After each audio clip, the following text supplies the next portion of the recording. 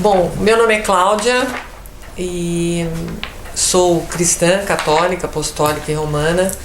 Fui criada na Igreja Católica, mas não tinha ninguém assim que me orientasse muito na minha juventude, embora tenha estudado em colégio cristão, com freiras, mas eu fui conhecer a Deus, essa intimidade com Deus, depois da renovação carismática. Fui criada também em colégio de irmãs, sempre muito envolvida com a igreja, fui catequista desde os meus 13 anos, mas essa intimidade, conhecer a Deus com profundidade, foi através da renovação carismática. Eu devo isso à renovação carismática. Eu encontrei um Deus vivo através da renovação. Isso foi muito bom, né? Particularmente porque na nossa vida de comunhão com Deus e com a família, né? Quando nós iniciávamos talvez a nossa vida familiar, casamento, filhos, né? E hoje netos.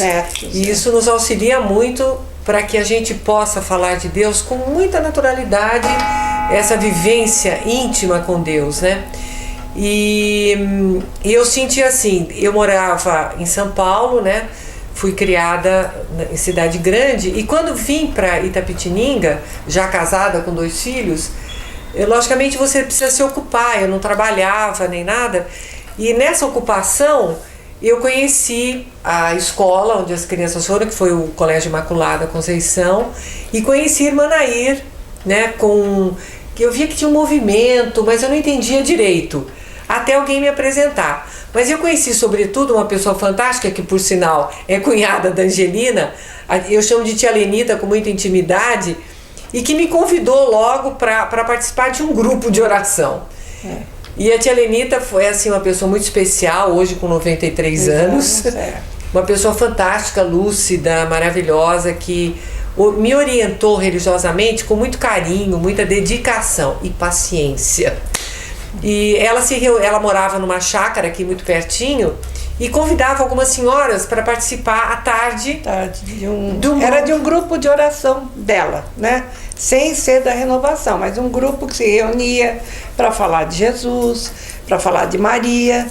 E nessa época, a filha dela, que morava em São Paulo, a Glória, começou a participar de um grupo lá em Moema, da Igreja Nossa Senhora Aparecida, dirigida pela Nazaré Crepaldi, que até hoje dirige esse grupo, que é um grupo maravilhoso e abençoado.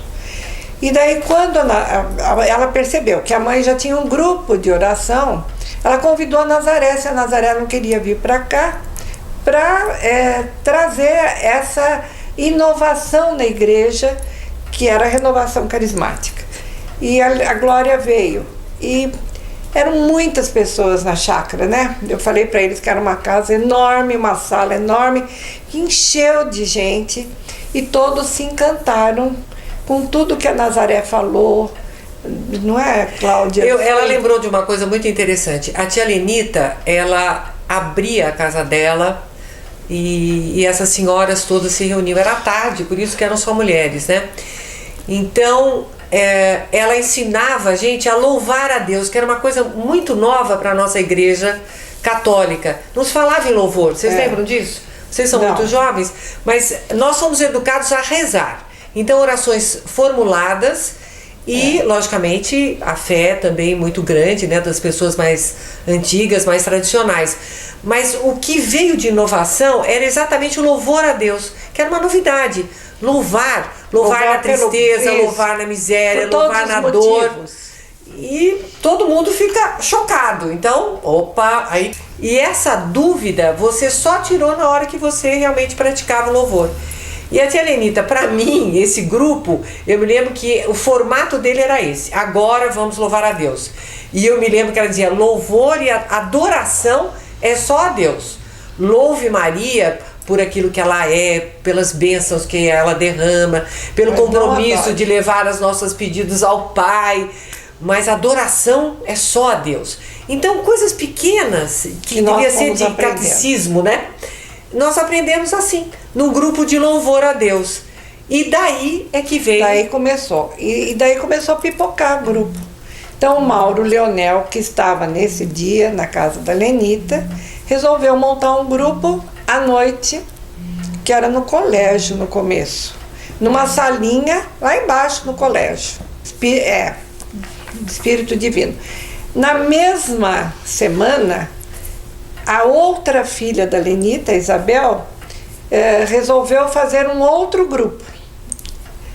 E foi interessante, ela me ligou, falou, vou fazer mais um grupo de oração. Do seu Mauro tá montando um, você quer entrar? Eu falei, eu quero sim, quero entrar. Daí teve um encontro de casais, e eu fui trabalhar no encontro de casais e a irmã Nair também.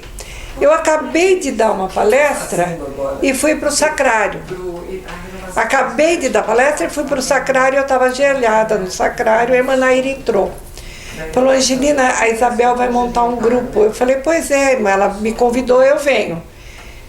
Daí ela falou, o que você acha de formar mais um grupo? Eu falei, nossa, eu acho ótimo. Então tá bom, então você vai se incumbir desse grupo. Você vai dirigir esse grupo. Mas eu não dirigia, na realidade, porque quem dirigia era a irmã Nair. Tanto meu, como da Isabel, como do seu Mauro. Ela foi assumindo e a gente ali ajudando. E ela disse, que nome que a gente poderia dar? Isso na frente do sacrário. Que nome você acha que poderia ser o seu grupo, esse grupo que nós vamos montar? Falei, Grupo de Maria, irmã. Ela falou, maravilhoso. Então esse grupo vai ser o Grupo de Maria. Vai ser nas quartas-feiras, porque o da Isabel já é segunda. O grupo da Isabel começou na segunda, o nosso começou na quarta. Coincidentemente, no dia 18 de outubro de 1978, que era aniversário da irmã Nair. Então ela dizia, esse grupo é um presente para mim, porque ela era muito ligada a Maria. Ela dava um testemunho de vida com Maria que nunca mais eu vi ninguém dar. Então ela era especial mesmo. Então quando eu saí do sacrário, a primeira pessoa que eu encontrei, que estava trabalhando também no encontro, foi a Maria Tereza Cardoso. E contei para ela, olha, irmã Nair teve ideia de montar um outro grupo, o Grupo de Maria, você quer participar? Quero.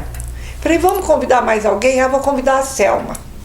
E essas duas perseveram até hoje e são as dirigentes do Grupo de Maria. Até hoje, de 78 até hoje, elas estão lá perseverando e dirigindo o Grupo de Maria. Começou numa salinha pequenininha do colégio, só que depois a irmã Nair encontrou alguns obstáculos no colégio, teve que sair de lá com o grupo, e nós ficamos uns dias na Igreja das Estrelas, mas aí entrava, saía gente e ficou meio complicado.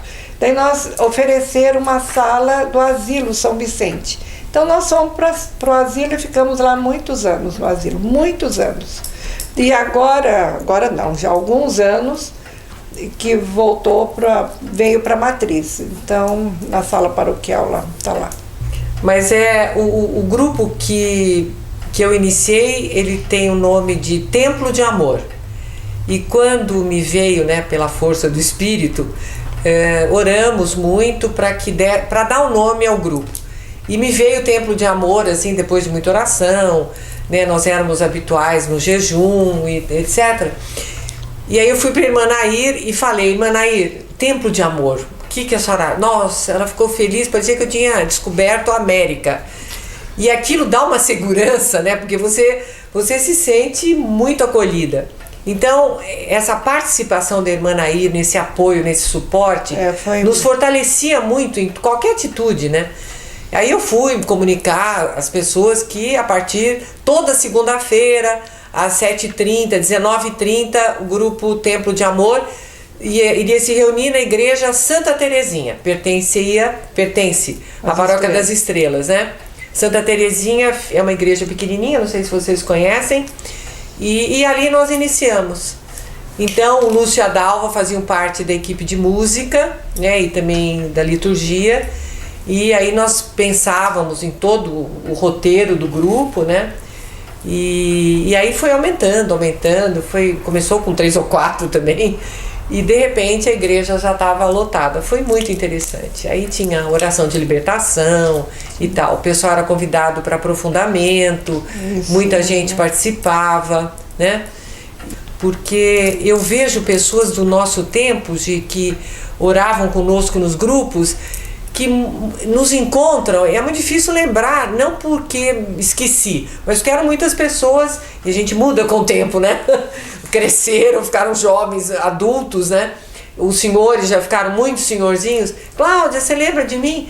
E de repente me veio na lembrança. Nossa, quando eu estava assim, mal, alguma coisa oramos. que você falou no grupo. Não, é impressionante. A pessoa lembra. Nossa, sabe que eu lembro que uma vez você falou isso no grupo? Eu fico impressionada, porque eu digo, você falou isso. Agora, a irmã Nair, ela vivenciava fé de uma forma impressionante. Por exemplo, a respeito da figura de Maria, eu acho que não houve nenhum grupo que não se apaixonasse por Maria, pela figura de Maria, da forma como ela apresentava Maria. Então, a Maria, para ela, era um ser, assim, uma amiga dela. Então, ela dizia assim, quando alguém trazia um problema, irmã Nair, vamos pedir para o meu filho, ou vamos pedir para o meu marido, não está aceitando isso. Mas você foi sozinha conversar com seu filho? Você não levou Maria com você? Tinha que levar Maria. Não, ou então quando alguém chegava no grupo, irmã, meu grupo começava às 14h. Desculpa o atraso, eu estava arrumando a cozinha. Mas você chegou atrasada porque você não convidou Maria para arrumar a cozinha com você. Se você dissesse, Maria, vem me ajudar a arrumar a cozinha tinha acabado no minuto, ou então passar roupa. Não passe a roupa sozinha, divida com Maria, ela passa metade, você passa metade. Então, essas coisas que ela ensinou e que ela vivenciava Maria na vida dela de uma tal maneira que era impressionante. E isso ela passou para os grupos, esse amor por Maria, pela figura de Maria, principalmente nós mulheres, né? Não, e olha a diferença, porque doutrinar, isso existe na política, né? Existe em outros espaços, mas doutrinar na igreja não é simplesmente conhecer todos os documentos e todas as rezas, né? Mas é exatamente o que a irmã Nair fazia e que depois os seus discípulos faziam também. Então o Julinho, o Júlio Rolim, né? O Mauro Leonel, o Franco, né? A Dona Cida e o seu Geraldo Franco foram verdadeiros evangelizadores, né? Que tinham esse mesmo carinho, esse carisma de pregar, né? De falar de Maria com essa naturalidade. Com essa simplicidade. Então, pessoas simples que começam a falar em público com a maior naturalidade, assim como fosse um grande orador, sem medo, porque sabia que era o Espírito Santo que estava atuando. Então, essa certeza que a gente passou a ter, que o Espírito Santo estava aqui dentro da gente, e que não era para a gente ter medo de nada. Essa experiência, que a gente pode dizer de experiência na vida, a vida no Espírito, né? Porque, por exemplo, você vai fazer uma palestra, ou se você trabalha, né, nós trabalhamos com educação, então às vezes você tem que se apresentar para um público. E aí o que acontece? Você vai, se você for só pelo seu conhecimento, lógico, tem um monte de livro, um monte de apostila, um monte de pesquisa, você pode falar alguma coisa. Mas quando você estuda e põe na mão do Santo Espírito, então se ajoelha, faz o seu jejum, ou faz a sua oração e diz, Senhor, a minha parte Santo é feita, agora é a sua. Eu realmente fiz a minha busca e tal, mas sem você, eu sei que isso aqui não vai valer nada.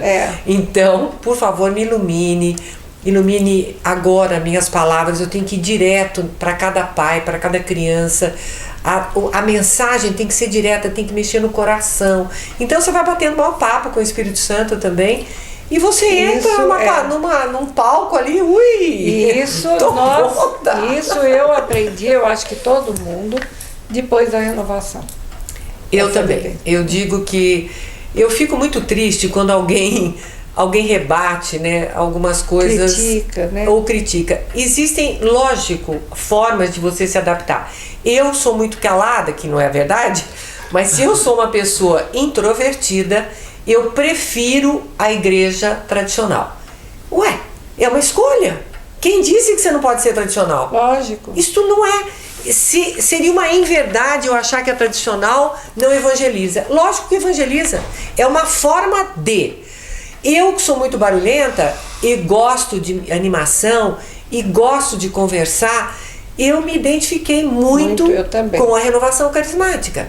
Nós somos educadoras, então o que acontece? A gente já tem esse jeito de ensinar. Eu preciso ensinar. E a renovação, ela te dá muito esse jeito de conversar, né? Olha, gente, vocês querem louvar a Deus? Levanta a mão, bate palma, sinta-se. Como é que Davi fazia? Aí você já está lá com a Bíblia aberta, já sabe onde é que estava Davi, por que Davi festejava tanto. Então você prova que Davi, que no tempo do Senhor, né? Enquanto vivos ali, eles também louvavam o Senhor de forma muito especial, né? Eu tenho certeza absoluta que nós católicos começamos a manusear, ler e entender melhor a Bíblia com a renovação. Porque antigamente, vocês não pegaram essa época, mas antigamente só os evangélicos liam a Bíblia. Nós não, nós ficávamos só nas orações tradicionais. E a Bíblia ninguém lia. Agora, no momento que veio a renovação, todo mundo passou a comprar sua Bíblia, a ler, a arriscar o que era importante. Fora isso, todo mundo começou a ler outros livros. E na época, eu tinha muita dificuldade, como dirigente de grupo na época, de achar livros da renovação católicos. Então, o que a gente fazia? Todos nós comprávamos livros evangélicos maravilhosos, da renovação evangélica, não era? Agora veja a nossa raiz cristã católica. Não importa o que a gente lia, o que a gente ouvia dos nossos irmãos presbiterianos, evangélicos, a literatura até presbiteriana, né? Mas o importante é que nós estamos buscando maior conhecimento, mas não saímos da nossa igreja em hipótese alguma. Não, Lógico que não, porque nós estamos enraizadas, claro, acreditamos na nossa doutrina. Nós líamos todos esses livros, mas colocávamos Maria no que líamos. A serviço, lógico. A serviço. Até Quer dizer, hoje. Maria estava junto com a gente. Foi um pouco difícil dos padres aceitarem, sim. Dava a impressão, eu imaginava assim, que eles estavam pensando que nós estávamos saindo das mãos deles, que eles ficaram temerosos que nós talvez fôssemos montar uma nova igreja. Isso, eu ia falar isso. Vai sair uma nova igreja. Eu acho que vai sair uma nova igreja, porque para eles foi novidade também, né? Mas aos poucos eles foram entendendo. E outra coisa, eles devem à renovação a entrada de cristãos na igreja católica, a entrada de pessoal para trabalhar na igreja. Porque se você... Eu sempre pensei isso. Se não fosse a renovação, não tinha tanta gente se oferecendo para trabalhar na igreja.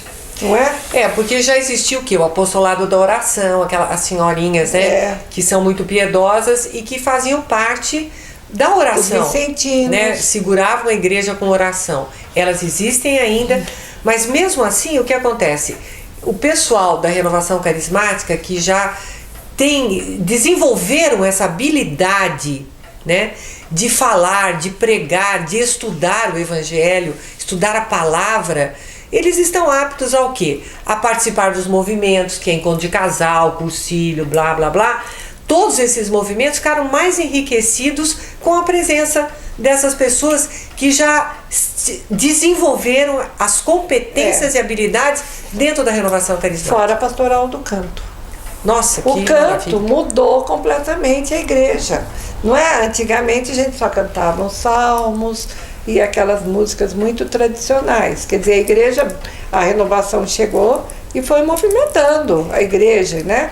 Tinha o cônego Luiz aqui, ele não era da renovação, mas ele deu toda a abertura para a renovação. Toda a abertura. E quando nós nos encontramos, acho que você lembra disso, por exemplo, Festa do Divino, a gente queria arrebentar a igreja, de cantar, de aplaudir, de bater palma, tantos violões e órgão, e lá de cima ele fazia assim, ó. E eu ficava feliz, porque ele achava aquilo o máximo. Ele dizia, nossa, o grupo da renovação alegrou a missa, a igreja trouxe vida para a missa.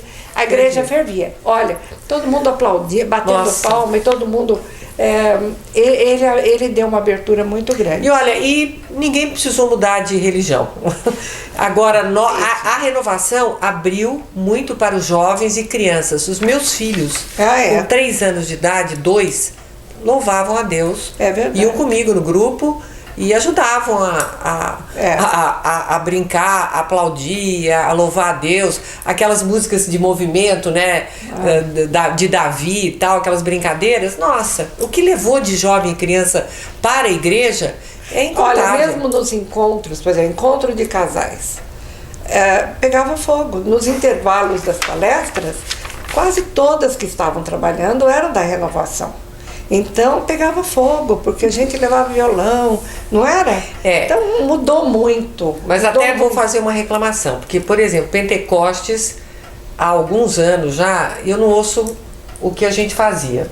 Vocês precisam botar fogo nisso.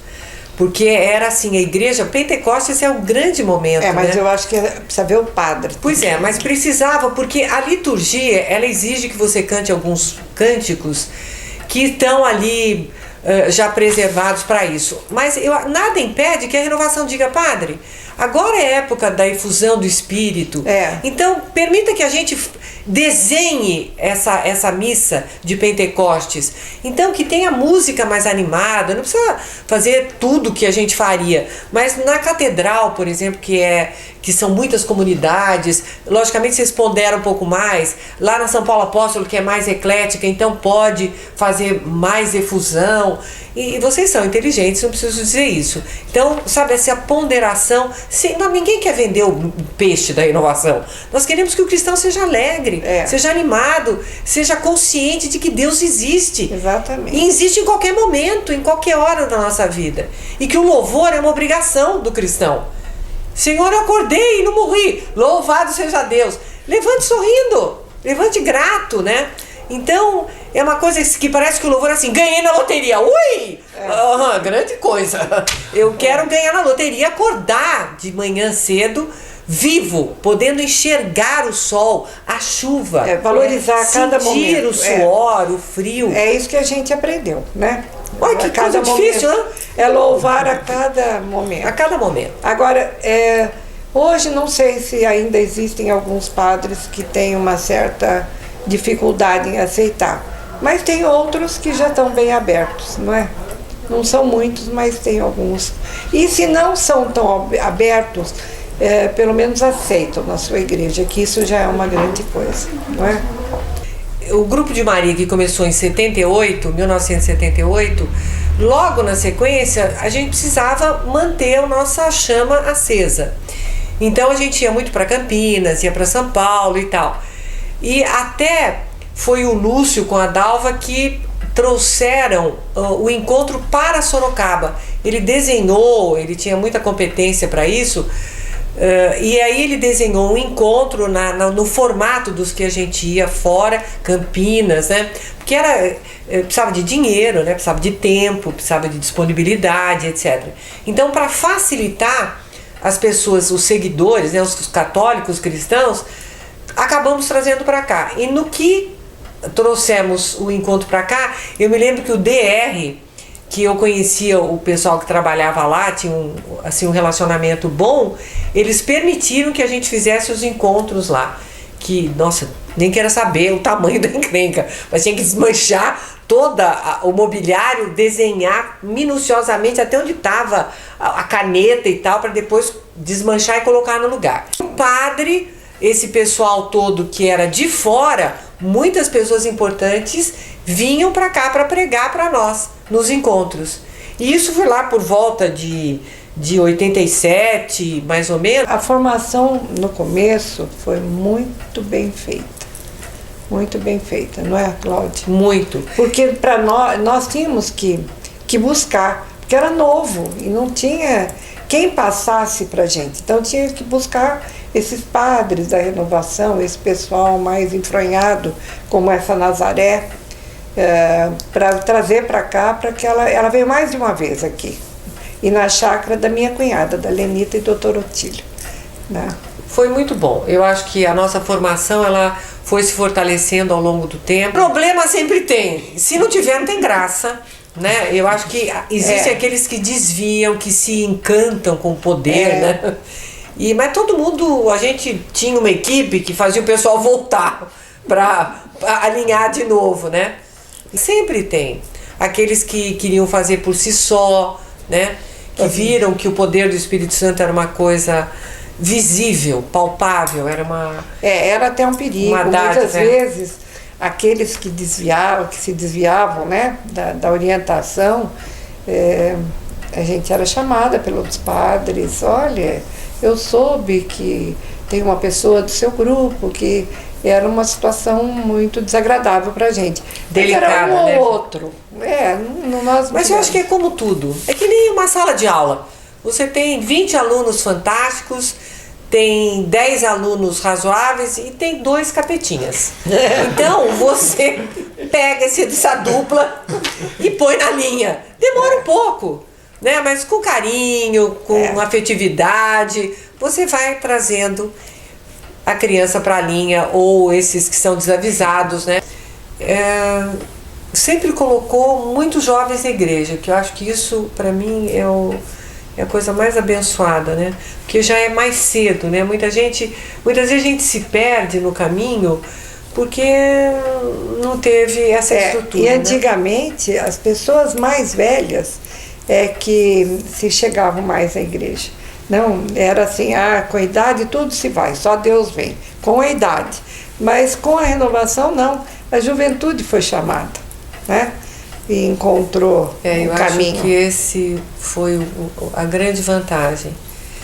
E uma coisa também, né, que aconteceu comigo, o próprio pecador, né, que antigamente você rotulava e chutava, né, o grupo não permitia. Eu percebo que hoje existe muito mais afeto e acolhimento, né, e o perdão de verdade. Então esse acolhimento para o pecador também se tornou uma coisa muito clara, muito visível. Quer dizer, eu não me coloco acima do pecado, acima do meu irmão pecador, né? Eu consigo entender melhor o pecador e acolhê-lo para que ele tenha uma nova chance. Eu experimentei isso e vi que realmente é uma coisa fantástica, maravilhosa. Eu vejo assim, primeiro, que a gente tenha um espírito crítico muito bem formado, que eu seja uma pessoa amadurecida na fé. Só que para acontecer isso, não é que eu preciso ficar velha, eu preciso estudar.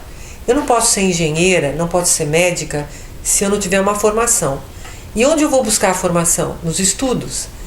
Eu tenho que me inspirar nos autores, eu tenho que cumprir regras, eu tenho um tempo de amadurecimento para eu chegar na minha formação. Então, para tudo na vida é exatamente assim. Eu não posso simplesmente, porque hoje eu iniciei e fui inspirada por Deus para pertencer a este ou aquele grupo, que eu já estou à vontade para orar em línguas, para fazer exorcismo, para fazer palestra, para ir na casa de todo mundo, impor as mãos. Eu preciso entender que eu sou serva de Deus. O que é ser serva de Deus? Estou a serviço. Então, quando alguém solicitar, eu vou o tempo inteiro. Eu quero a minha vida de oração, de intimidade com Deus, de bons hábitos na minha família, de lavar louça para a mamãe, de arrumar a cama, de prestar serviços dentro de casa, no meu trabalho e a igreja, né? Então, a minha igreja, ela começa em casa. Essa é a minha igreja, esse é o meu templo. E o templo sou eu, inclusive, né? A gente tem aquela musiquinha: sim, eu sei, sou o templo. Sim, eu sei, sou o templo. Sim, eu sei, sou o templo. Eu sou o templo onde habita Deus. Então pronto, a igreja sou eu, né? E eu preciso cuidar desse templo. Então eu não posso ser piriguete e prestar serviço a Deus. Eu não posso ser fã-clube de cabelo, não sei lá, os meninos, né, todo tatuado, pescoço e tal. Eu não tenho nada contra, porque eu tenho filho, neto também, que também tem, mas eu tenho que ter uma postura. Sabe, elegante. Eu estava hoje numa palestra que eu estava conversando com os meus parceiros de trabalho, eu falei, olha, qualquer autor diz assim, técnica, ou seja, conhecimento, instrução, regra, 30%. Postura, 70%. A forma que você fala, a forma que você se comporta, o teu testemunho é 70%. Então, veja, eu posso ter 500 diplomas, eu posso ser um gênio, aparentemente, mas eu preciso ter aquela formação onde eu acolha, não espante. Então, evidentemente, o meu conselho para vocês que estão começando é vá devagar, vá com doçura. E olha, a palavra-chave, humildade. E muita humildade. Eu acho que a humildade é a palavra-chave, porque quando entra no movimento, fica encantado e acha que já pode levantar voo, que agora eu já sou o máximo. Eu sou da renovação, eu posso isso. Não é bem assim. A renovação é passo a passo. Quer dizer, a formação é passo a passo. É muita leitura, é muito estudo, é muita humildade, é muita aceitação, é muita obediência à igreja também.